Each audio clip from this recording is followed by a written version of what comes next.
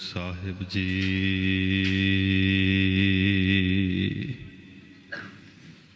ਜਿਨ੍ਹਾਂ ਨਾ ਵਿਸਰੈ ਨਾਮ ਸੇ ਕਨਿਹਿਆ।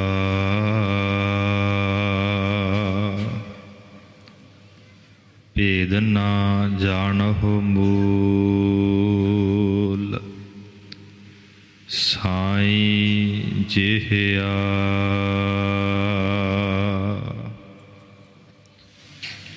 ਜਿਨਾ ਸਾਸ ਗਿਰਾਸ ਨਾ ਵਿਸਰੈ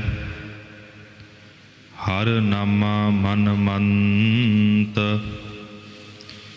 ਧਨ ਸੇ ਸਈ ਨਾਨਕਾ ਪੂਰਨ ਸੋਈ ਸੰਤ। ਕਿਨਹੀ ਬਨਜਿਆ ਕਾਂਸੀ ਤਾਂਬਾ ਕਿਨਹੀ ਲੋਗ ਸਪਾਰੀ। ਸੰਤਹੁ ਬਨਜਿਆ ਨਾਮ ਗੋਬਿੰਦ ਕਾ ऐसी खेप हमारी। सजन सचा पातशाह सिर साहांदै साहो। जिस पास बैठिया सोहीऐ सबना दावे साहो। जिस पास बैठिया सोहीऐ सबना दावे साहो। वाहिगुरु जी का खालसा वाहिगुरु जी की फतेह। परम सन्मानयोग जुगो जुग अटल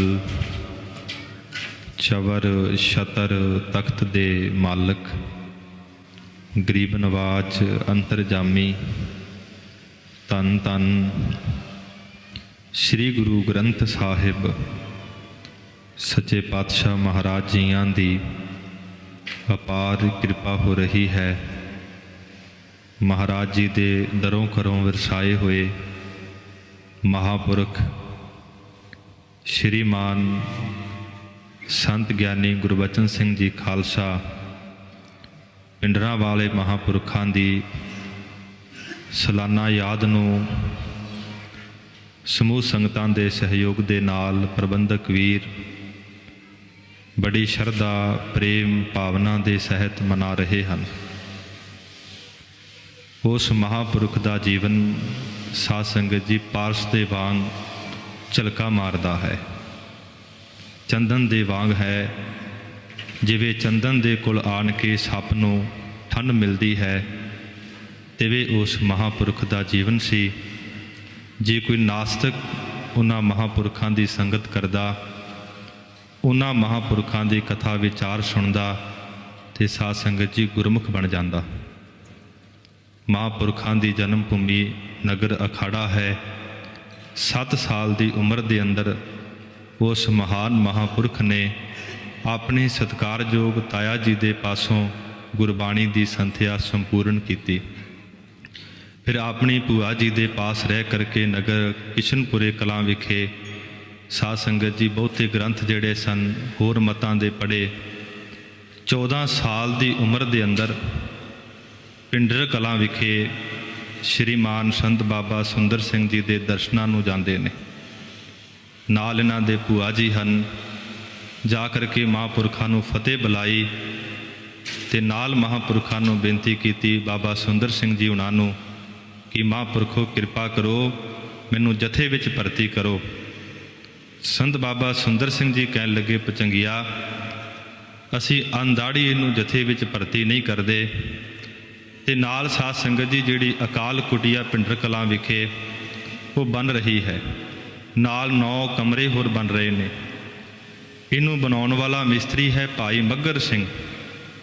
संत बाबा सुंदर सिंह जी कहन लगे भाई मगर सिंह इस भचंगी दे चेहरे नूं वेखदा है।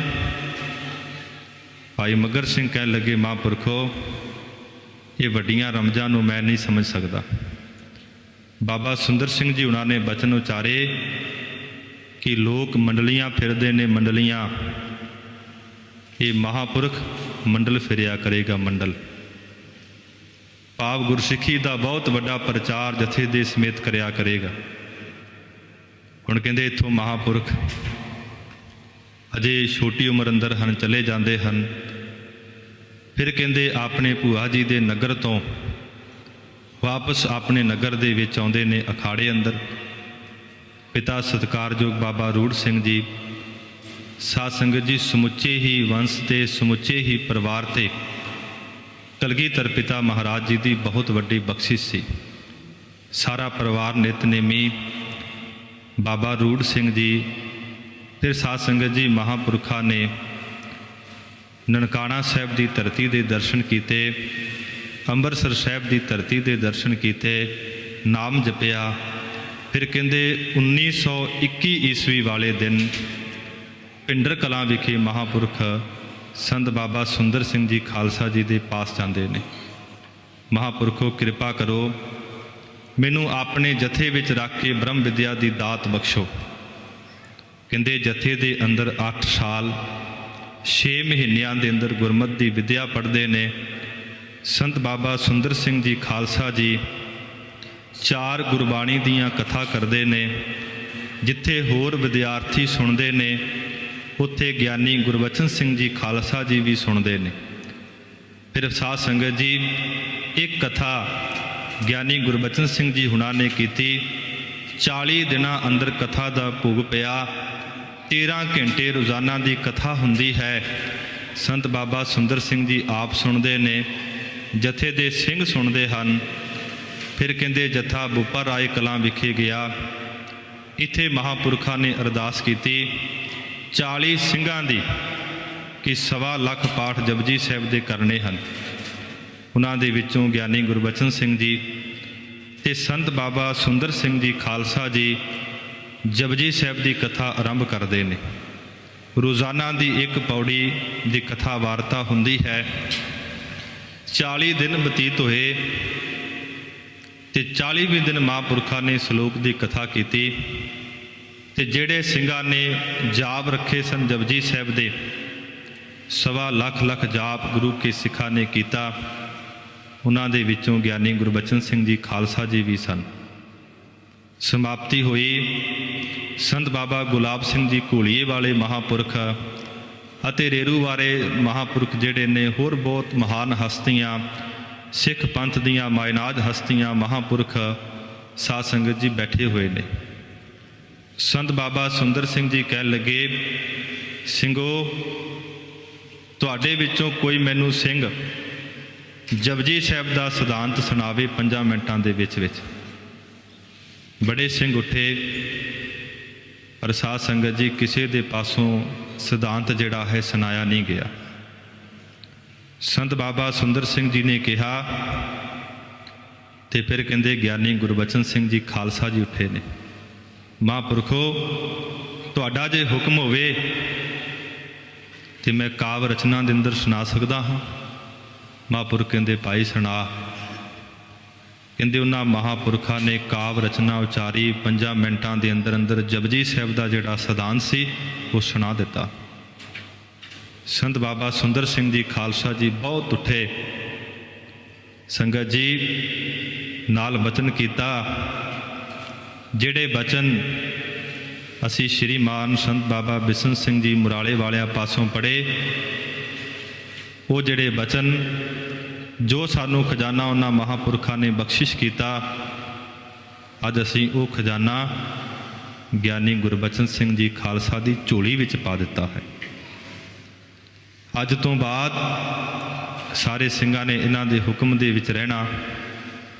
ਕਿਸੇ ਨੇ ਇਹਨਾਂ ਦੇ ਹੁਕਮ ਦੀ ਉਲੰਘਣਾ ਨਹੀਂ ਕਰਨੀ। ਤੇ ਸਾਧ ਸੰਗਤ ਜੀ ਮਹਾਂਪੁਰਖਾਂ ਨੂੰ ਜਦੋਂ ਦਸਤਾਰ ਦੇਣ ਲੱਗੇ, ਦਸਤਾਰ ਕਹਿੰਦੇ ਪਾਸੇ ਕਰ ਦਿੱਤੀ।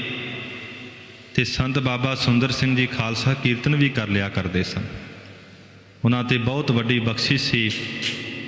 ਜਦੋਂ ਸਾਧ ਸੰਗਤ ਜੀ ਨਗਰ ਅਖਾੜੇ ਵਿਖੇ ਸਿੰਘ ਸਭਾ ਲਹਿਰ ਦੇ ਬਹੁਤ ਵੱਡੇ ਸਮਾਗਮ ਹੋ ਰਹੇ ਸਨ ਤੇ ਨਗਰ ਅਖਾੜੇ ਵਿਖੇ ਮਹਾਂਪੁਰਖ ਆਉਂਦੇ ਨੇ, ਸਿੱਖ ਪੰਥ ਦੀਆਂ ਮਾਇਨਾਤ ਹਸਤੀਆਂ ਆਉਂਦੀਆਂ ਨੇ। ਉਦੋਂ ਸੰਤ ਬਾਬਾ ਸੁੰਦਰ ਸਿੰਘ ਜੀ ਵੀ ਆਉਂਦੇ ਨੇ ਤੇ ਜੈਸਰੀ ਦੀ ਵਾਰ ਦਾ ਜਿਹੜਾ ਸ਼ਲੋਕ ਹੈ, ਆਦਿ ਪੂਰਨ ਮੱਧ ਪੂਰਨ ਅੰਤ ਪੂਰਨ ਪਰਮੇਸ਼ਵਰ ਹੈ, ਇਹਦੀ ਕਥਾ ਕਰਦੇ ਨੇ। ਗਿਆਨੀ ਗੁਰਬਚਨ ਸਿੰਘ ਜੀ ਖਾਲਸਾ ਜੀ ਸੁਣਦੇ ਨੇ, ਮਨ ਨੂੰ ਬੜਾ ਆਨੰਦ ਆਉਂਦਾ। ਫਿਰ ਮਹਾਂਪੁਰਖਾਂ ਨੇ ਸ਼ਬਦ ਪੜ੍ਹਿਆ ਕੀਰਤਨ ਰੂਪ ਦੇ ਅੰਦਰ, ਗੁਰ ਕਾ ਬਚਨ ਬਸੇ ਜੀ ਨਾਲੇ, ਜਲ ਨਹੀਂ ਡੁੱਬੈ ਤਸਕਰ ਨਹੀਂ ਲੇਵੈ, ਪਾਹੇ ਨਾ ਸਾਕੈ ਜਾਲੇ। ਕਹਿੰਦੇ ਮਹਾਂਪੁਰਖਾਂ ਤੇ ਐਸੀ ਬਖਸ਼ਿਸ਼ ਸੀ ਕਿ ਜਦੋਂ ਕਥਾ ਕਰਿਆ ਕਰਦੇ ਸਨ, ਕੀਰਤਨ ਕਰਿਆ ਕਰਦੇ ਸਨ, ਸਾਧ ਸੰਗਤ ਜੀ ਚੰਦੋਇਆਂ ਦੇ ਵਿੱਚੋਂ, ਚਾਨੀਆਂ ਦੇ ਵਿੱਚੋਂ ਅੰਮ੍ਰਿਤ ਚੋ ਜਾਇਆ ਕਰਦਾ ਸੀ। ਉਦੋਂ ਗਿਆਨੀ ਗੁਰਬਚਨ ਸਿੰਘ ਜੀ ਖਾਲਸਾ ਜੀ ਨੇ ਬੇਨਤੀ ਕੀਤੀ, ਮਹਾਂਪੁਰਖੋ ਮੇਰੇ ਤੇ ਕਿਰਪਾ ਕਰੋ। ਫਿਰ ਸਾਧ ਸੰਗਤ ਜੀ ਮਹਾਂਪੁਰਖਾਂ ਨੇ ਬਖਸ਼ਿਸ਼ ਕੀਤੀ ਕਿ ਭਾਈ ਬਖਸ਼ਿਸ਼ ਤੇ ਅਕਾਲ ਪੁਰਖ ਕਰਦੇ ਨੇ। ਜੋ ਸਿੱਖਾਂ ਦੀ ਮਰਿਆਦਾ ਹੈ, ਗੁਰਮਤਿ ਮੈਂ ਇਹ ਰੀਤ ਪਿਆਰੇ, ਅੰਮ੍ਰਿਤ ਛਕ ਪੰਚਾਂ ਹਿਤ ਧਾਰੇ, 10 ਗੁਰ ਰੂਪ ਗੁਰੂ ਗ੍ਰੰਥ ਅਪਾਰਾ, ਦੇਵੈ ਸਤਿਗੁਰ ਨਾਮ ਅਪਾਰਾ। ਇਹ ਬਚਨ ਗਿਆਨੀ ਗੁਰਬਚਨ ਸਿੰਘ ਜੀ ਖਾਲਸਾ ਜੀ ਨੇ ਗੁਰਮੁਖ ਜਿਹੜਾ ਪ੍ਰਕਾਸ਼ ਹੈ ਗ੍ਰੰਥ ਉਹਦੇ ਵਿੱਚ ਲਿਖੇ ਹੋਏ ਹਨ। ਮਹਾਂਪੁਰਖਾਂ ਦੀ ਬਖਸ਼ਿਸ਼ ਹੋਈ, ਨਾਮ ਦੇ ਝਰਨੇ ਸਾਧ ਸੰਗਤ ਜੀ ਚੱਲ ਪਏ, ਐਸੀ ਬਖਸ਼ਿਸ਼ ਹੋਈ। ਫਿਰ ਕਹਿੰਦੇ ਮਹਾਂਪੁਰਖਾਂ ਨੇ ਬੋਪਾ ਰਾਏ ਕਲਾਂ ਵਿਖੇ ਬਖਸ਼ਿਸ਼ਾਂ ਕੀਤੀਆਂ ਕਿ ਜੋ ਖਜ਼ਾਨਾ ਸਾਡੇ ਪਾਸ ਸੀ, ਉਹ ਖਜ਼ਾਨਾ ਅਸੀਂ ਅੱਜ ਗਿਆਨੀ ਗੁਰਬਚਨ ਸਿੰਘ ਜੀ ਖਾਲਸਾ ਜੀ ਦੀ ਝੋਲੀ ਵਿੱਚ ਪਾ ਦਿੱਤਾ ਹੈ। ਫਿਰ ਸਮਾਂ ਆਪਣੀ ਚਾਲ ਚੱਲਿਆ। ਗਿਆਨੀ ਗੁਰਬਚਨ ਸਿੰਘ ਜੀ ਖਾਲਸਾ ਦਮਦਮੀ ਟਕਸਾਲ ਦੇ ਮੁਖੀ ਬਣੇ। ਮਹਾਂਪੁਰਖਾਂ ਨੇ ਡਟ ਕਰਕੇ ਗੁਰਸਿੱਖੀ ਦਾ ਪ੍ਰਚਾਰ ਕੀਤਾ ਤੇ ਸਾਧ ਸੰਗਤ ਜੀ ਜਿੱਥੇ ਗੁਰਸਿੱਖੀ ਦਾ ਪ੍ਰਚਾਰ, ਉੱਥੇ ਬੇਅੰਤ ਵਿਦਿਆਰਥੀਆਂ ਨੂੰ ਗੁਰਮਤਿ ਦੇ ਪੰਧੀ ਬਣਾਇਆ। ਮਹਾਨ ਗਿਆਨੀ, ਮਹਾਨ ਵਿਦਵਾਨ, ਮਹਾਨ ਮਹਾਂਪੁਰਖਾਂ ਨੇ ਧਿਆਨੀ ਬਣਾਏ। ਕਹਿੰਦੇ ਜਥੇ ਦੇ ਸਮੇਤ ਮਹਾਂਪੁਰਖ ਵਿਚਰ ਰਹੇ ਹਨ। ਜ਼ਿਲ੍ਹਾ ਗੰਗਾਨਗਰ ਰਾਜਸਥਾਨ ਦੇ ਅੰਦਰ ਜਥਾ ਪਹੁੰਚਿਆ ਹੈ। ਪੁਰਾਣੇ ਜਿਹੜੇ ਮਹਾਂਪੁਰਖਾਂ ਦੇ ਵਿਦਿਆਰਥੀ ਨੇ ਉਹ ਸਾਧ ਸੰਗਤ ਜੀ ਬੈਠੇ ਹੋਏ ਨੇ, ਗਿਆਨੀ ਜਤਿੰਦਰ ਸਿੰਘ, ਹੋਰ ਵੀ ਜਿਹੜੇ ਮਹਾਂਪੁਰਖਾਂ ਦੇ ਸੰਗੀ ਸਨ। ਜਥਾ ਜਿਹੜਾ ਹੈ ਰਾਜਸਥਾਨ ਅੰਦਰ ਜਾਂਦਾ ਹੈ, ਉੱਥੇ ਨੈਲਪੁਰੀਆਂ ਦੇ ਘਰ ਨੇ। ਅੱਜ ਵੀ ਜੇ ਆਪ ਜੀ ਜਾਓ, ਜਦੋਂ ਗੰਗਾਨਗਰ ਸ਼ਹਿਰ ਸ਼ੁਰੂ ਹੁੰਦਾ ਹੈ ਤੇ ਨਾਲ ਬਾਗ ਸ਼ੁਰੂ ਹੋ ਜਾਂਦੇ ਨੇ। ਉਹ ਜਿਹੜੇ ਬਾਗ ਨੇ ਨੈਲਪੁਰੀਆਂ ਦੇ ਨੇ। ਮਹਾਂਪੁਰਖਾਂ ਨੇ ਕਥਾ ਕੀਤੀ। ਨਾਲ ਇੱਕ ਜੋਗਾ ਸੀ ਭਾਈ ਸੰਗਰੂਰ ਦਾ। ਕਹਿੰਦੇ ਮਹਾਂਪੁਰਖ ਤੁਰਨ ਵਾਸਤੇ ਜਾ ਰਹੇ ਨੇ। ਉਦੋਂ ਸਾਧ ਸੰਗਤ ਜੀ ਕੱਚੀਆਂ ਪਈਆਂ ਹੋਇਆ ਕਰਦੀਆਂ ਸਨ, ਕੱਚੇ ਰਸਤੇ ਹੋਇਆ ਕਰਦੇ ਸਨ। ਮਹਾਂਪੁਰਖ ਕਹਿ ਲੱਗੇ, ਸੰਤ ਗਿਆਨੀ ਗੁਰਬਚਨ ਸਿੰਘ ਜੀ ਖਾਲਸਾ ਜੀ, ਭਾਈ ਜੋਗਿਆ, ਕਲਗੀਧਰ ਮਹਾਰਾਜ ਦੇ ਦਰਸ਼ਨ ਕਰਨੇ ਆ। ਭਾਈ ਜੋਗਾ ਜੀ ਜਾਪ ਸਾਹਿਬ ਦੀ ਬਾਣੀ ਪੜ੍ਹ ਰਹੇ ਨੇ ਕਿ ਜ਼ਾਹਰਾ ਜ਼ਹੂਰ ਹੈ ਕਿ ਹਾਜ਼ਰਾ ਹਜੂਰ ਹੈ। ਕਹਿਣ ਲੱਗਾ, ਮਹਾਂਪੁਰਖੋ ਮੈਨੂੰ ਜਾਪ ਸਾਹਿਬ ਦੀ ਬਾਣੀ ਨਿਬੇੜ ਲੈਣ ਦਿਓ। ਭਾਈ ਜੋਗੇ ਨੇ ਖੁਦ ਦੱਸਿਆ ਕਿ ਜਿਵੇਂ ਆਪਾਂ ਮਹਾਰਾਜ ਨੂੰ ਮੱਥਾ ਟੇਕਦੇ ਹਾਂ, ਮਹਾਂਪੁਰਖਾਂ ਨੇ ਕੱਚੀ ਪਈ ਤੇ ਉਹਦਾ ਮੱਥਾ ਟੇਕਿਆ ਕੋ ਸਤਨਾਮ।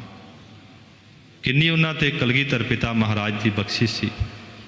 ਜਦੋਂ ਸਾਧ ਸੰਗਤ ਜੀ ਕਥਾ ਕਰਦੇ ਸਨ ਤੇ ਜਿਹੜੇ ਪ੍ਰਾਣੀ ਸਨ ਸੁਣਨ ਵਾਲੇ ਜਗਿਆਸੂ, ਕਹਿੰਦੇ ਉਹਨਾਂ ਨੂੰ ਬਹੁਤ ਆਤਮਿਕ ਆਨੰਦ ਆਉਣਾ। ਆਨੰਦ ਦੇ ਪਿੱਛੇ ਕਾਰਨ ਕੀ? ਕਿਉਂਕਿ ਮਹਾਂਪੁਰਖ ਦੀ ਸਾਧਨਾ ਬਹੁਤ ਸੀ, ਕਲਗੀਧਰ ਪਿਤਾ ਮਹਾਰਾਜ ਜੀ ਦੀ ਬਖਸ਼ਿਸ਼ ਸੀ। ਤੇ ਉਹਨਾਂ ਮਹਾਂਪੁਰਖਾਂ ਨੇ ਸਾਧ ਸੰਗਤ ਜੀ ਹੀਰੇ ਪੈਦਾ ਕੀਤੇ। ਹੀਰੇ ਸੰਤ ਬਾਬਾ ਜਰਨੈਲ ਸਿੰਘ ਜੀ ਵਰਗੇ ਹਰ ਸਾਲ ਰੋਡੇ ਨਗਰ ਵਿਖੇ ਜਥਾ ਜਾਇਆ ਕਰਦਾ। ਕਹਿੰਦੇ ਇਸ ਵਾਰ ਵੀ ਜਿੱਥੇ ਬਾਬਾ ਸੁੰਦਰ ਸਿੰਘ ਜੀ ਜਾਇਆ ਕਰਦੇ, ਉੱਥੇ ਕਹਿੰਦੇ ਸੰਤ ਗਿਆਨੀ ਗੁਰਬਚਨ ਸਿੰਘ ਜੀ ਖਾਲਸਾ ਜੀ ਵੀ ਜਾਇਆ ਕਰਦੇ। ਸਾਰੇ ਨਗਰ ਨੂੰ ਬੜਾ ਚਾਅ ਚੜ੍ਹਨਾ ਤੇ ਸਾਧ ਸੰਗਤ ਜੀ ਜਥਿਆਂ ਦੇ ਲੰਗਰ ਰੱਖਣੇ। ਸ਼ਾਮ ਨੂੰ ਕਿਸੇ ਘਰੇ, ਸੁਬਾਹ ਕਿਸੇ ਘਰੇ। ਉਹ ਜਿਹੜਾ ਦ੍ਰਿਸ਼ ਸੀ ਬੜਾ ਵੱਖਰਾ ਸੀ। ਜਦੋਂ ਮਹਾਂਪੁਰਖਾਂ ਨੇ ਜਾਣਾ, ਸਿੰਘਾਂ ਨੇ ਗਲਾਂ ਅੰਦਰ ਬਾਜੇ ਪਾ ਲੈਣੇ, ਧਾਰਨਾ ਪੜ੍ਹਨੀਆਂ, ਉੱਚੀ ਉੱਚੀ ਸ਼ਬਦ ਪੜ੍ਹਨੇ, ਘਰਾਂ ਦੇ ਵਿੱਚ ਜਾ ਕੇ ਲੰਗਰ ਪਾਣੀ ਛਕਣਾ। ਬਾਬਾ ਜੋਗਿੰਦਰ ਸਿੰਘ ਜੀ ਜੋ ਮਹਾਂਪੁਰਖਾਂ ਦੇ ਪਿਤਾ ਜੀ ਹਨ, इन्हां ने अपने घर विच लंगर रखिया, जथे दा, महापुरखां दा, संगतां दा।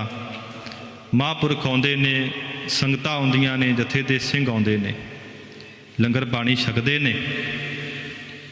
ਗਿਆਨੀ ਗੁਰਬਚਨ ਸਿੰਘ ਜੀ ਖਾਲਸਾ ਜੀ ਕਹਿਣ ਲੱਗੇ ਬਾਬਾ ਜੋਗਿੰਦਰ ਸਿੰਘ ਜੀ ਉਹਨਾਂ ਨੂੰ ਕਿ ਆਪ ਜੀ ਦੇ ਘਰ ਅੰਦਰ ਕਿੰਨੇ ਪੁੱਤਰ ਹਨ? ਕਹਿਣ ਲੱਗੇ ਮਹਾਂਪੁਰਖੋ 7 ਪੁੱਤਰ ਹਨ। ਗਿਆਨੀ ਗੁਰਬਚਨ ਸਿੰਘ ਜੀ ਖਾਲਸਾ ਜੀ ਕਹਿਣ ਲੱਗੇ ਕਿ ਸਾਨੂੰ ਦਿਓ, ਅਸੀਂ ਗੁਰਮਤਿ ਦੀ ਵਿਦਿਆ ਪੜ੍ਹਾਵਾਂਗੇ। ਬਾਬਾ ਜੋਗਿੰਦਰ ਸਿੰਘ ਤੇ ਮਹਾਰਾਜ ਦੀ ਕਿਰਪਾ ਹੈ, ਨਿਤਨੇਮੀ ਨੇ, ਆਪ ਕਥਾ ਕਰਦੇ ਨੇ ਇਤਿਹਾਸ ਦੀ।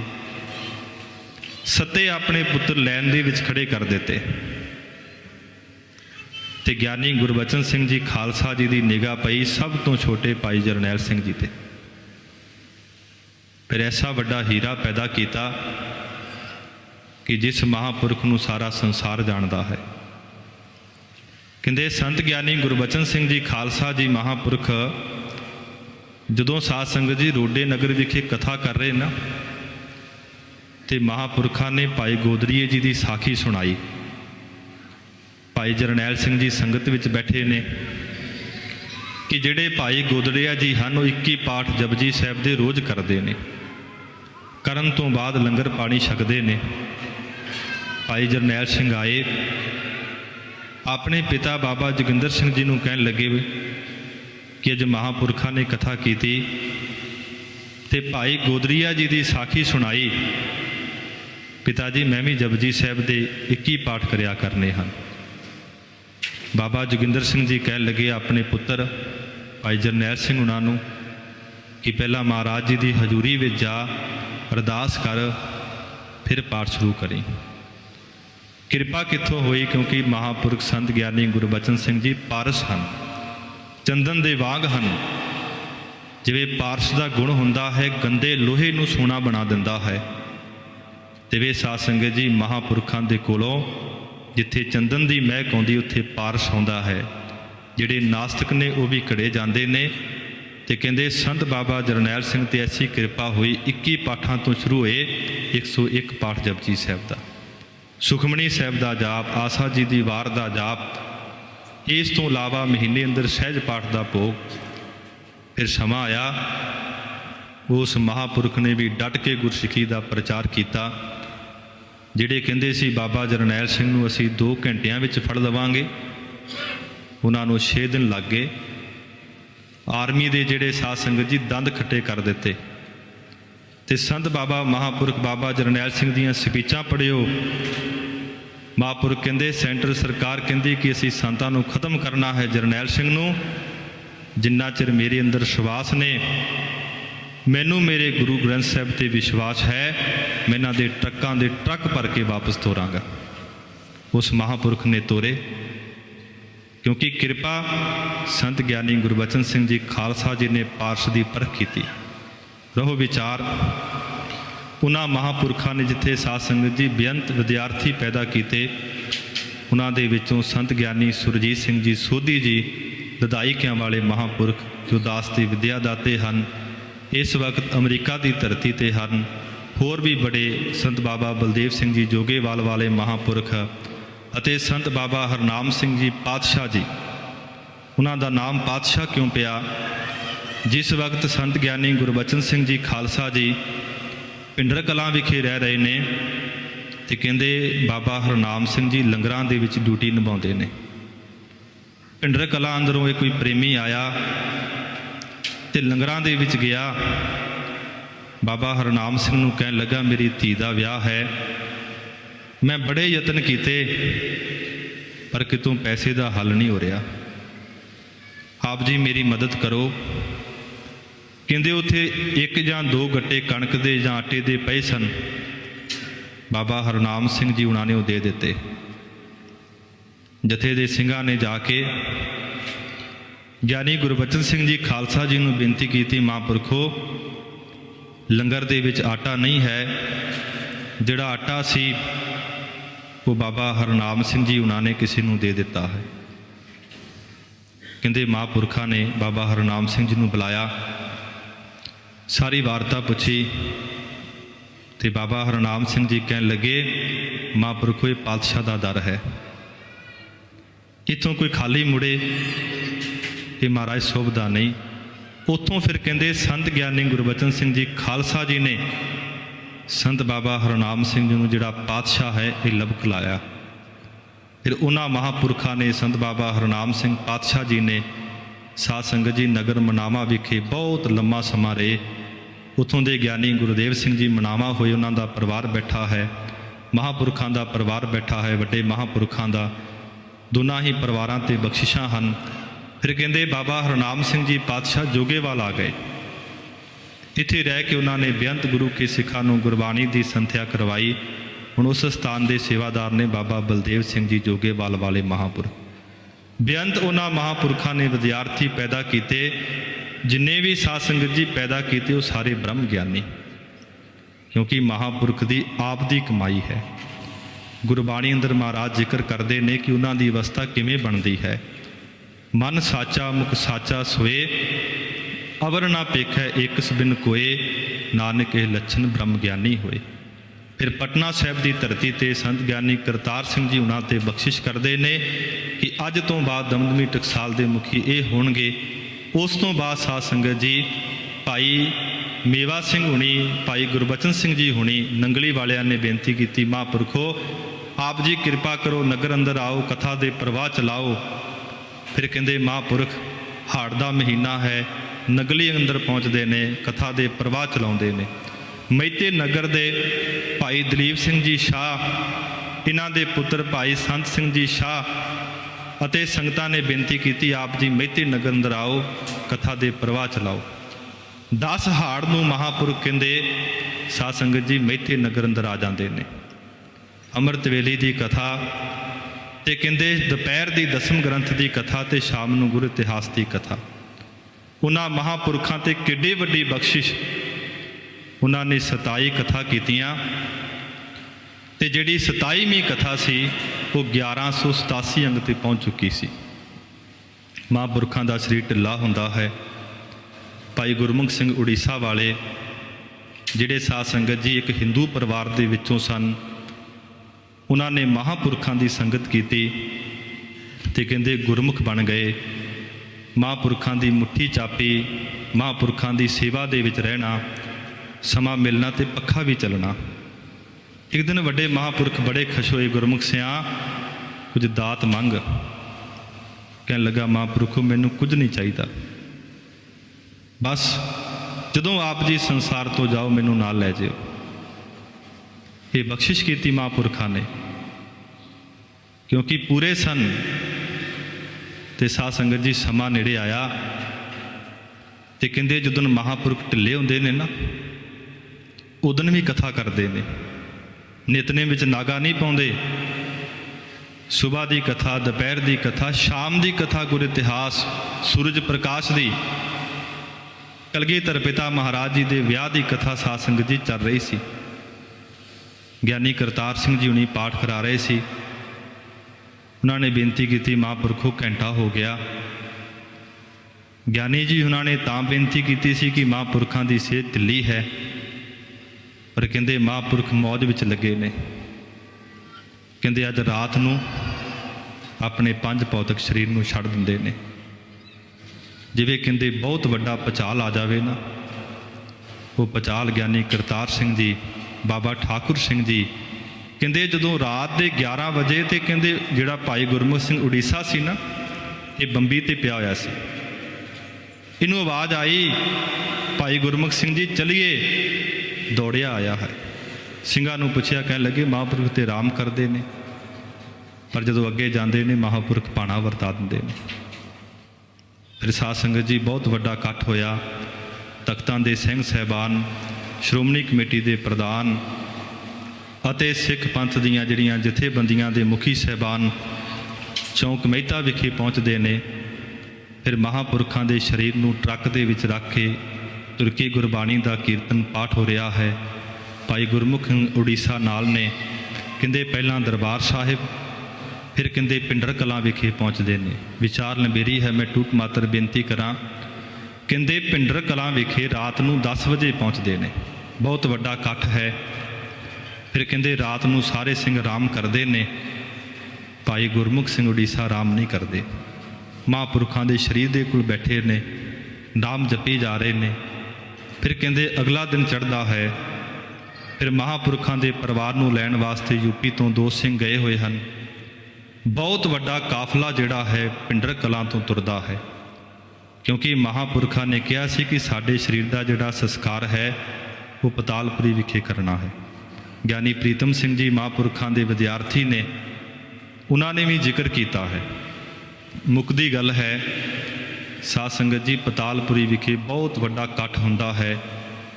महापुरखों के शरीर का इशनान, उस तो बाद जपजी साहिब का पाठ, बहुत वड्डा इकट्ठ, चिखा जिहड़ी चुनी गई है महापुरखों के शरीर को रखिया गया। फिर कहते जिहड़ा चंडा है महापुरखों के सपुत्र लाउंदे ने। फिर संत ज्ञानी करतार सिंह जी कीर्तन सोले का पाठ करते हैं। दूसरे पासे भाई गुरमुख सिंह आप इशनान करते हैं।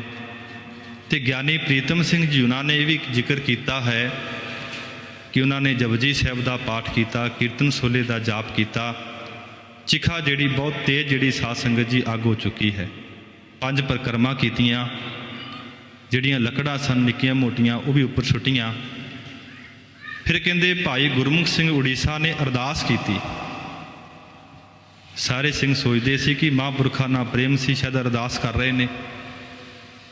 अरदास करके एकदम वगदी हुई चिखा के अंदर छाल मार दी।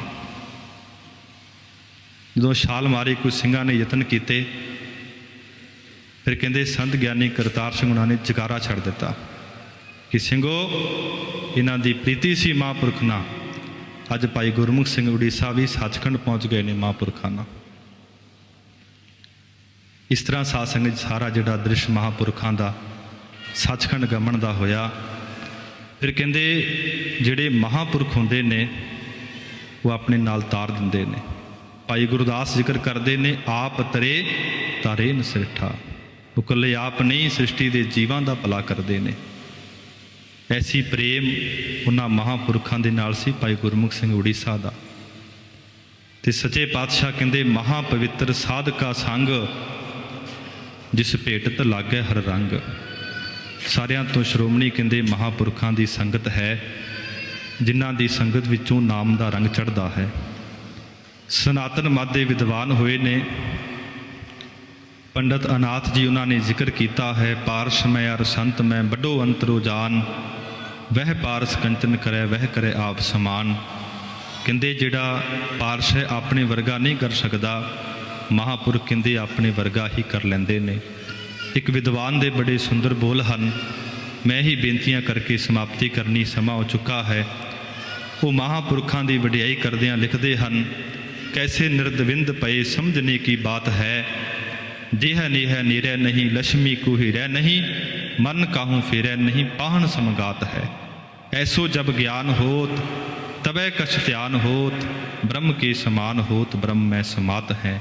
कहते वो महापुरख शरीर नाल प्रेम नहीं करते, बहुता धन आ जावे खुश नहीं होंदे, बहुता पदार्थ चले जान दुखी नहीं होंदे।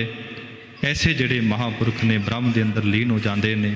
जो जल मैं जल आए खटाना, त्यों ज्योति संग जोत समाना। आप समुचियां संगतां दा धन्नवाद। महापुरखों के परिवार बैठे हुए ने अते ज्ञानी जतिंदर सिंह जी जो महापुरखों नाल रहे ने। इसी तरह ज्ञानी साध संगत जी बलवीर सिंह, जिन्हां ते महाराज साहब जियां की बख्शिश है। समुचे प्रबंध का, समुचियां संगतां का बहुत बहुत धन्नवाद। कोटान कोट धन्नवाद साहिब श्री गुरु ग्रंथ साहिब महाराज जी का। इतनियां बेनतियां प्रवान करनियां जी। बुलाओ फतेह। वाहिगुरू जी का खालसा।